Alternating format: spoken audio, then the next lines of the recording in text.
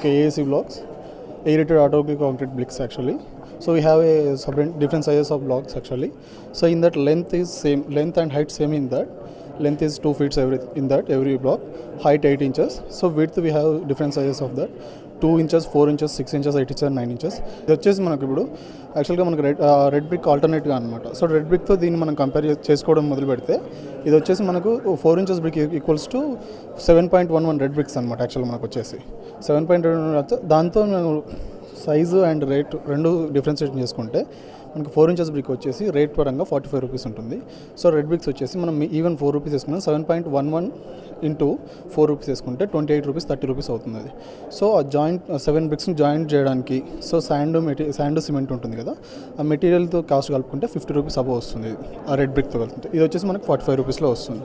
So ఇలా save అవుతుంది. ఇంకోటి వెయిట్ పరంగా చూసుకుంటే రెడ్ బ్రిక్ వచ్చేసి 7 బ్రిక్స్ కదా, 7 ఇంటూ 2 kgs వేసుకున్నాం, మినిమం 40 kgs ఉంటుంది అది వచ్చేసి.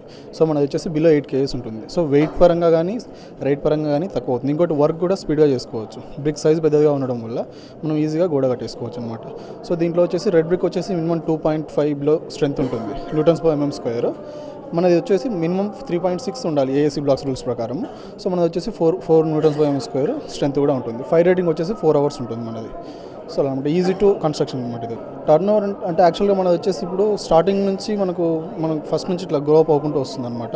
సో ఇప్పుడే మార్కెట్లో ఇప్పుడు బాగా ఇన్వాల్వ్ అయిపోయాం అన్నట్టు మనం. సో మొత్తం ఇప్పుడు వచ్చేసి బాగా ఇప్పుడు రెడ్ బ్రిక్ని డామినేట్ చేస్తున్నాం అట్లా. సో అన్ని రకాల బ్రిక్స్ని మనం డామినేట్ చేస్తున్నాం ఇప్పుడు అట్లా. AC blocks the best for constructions అట్లా.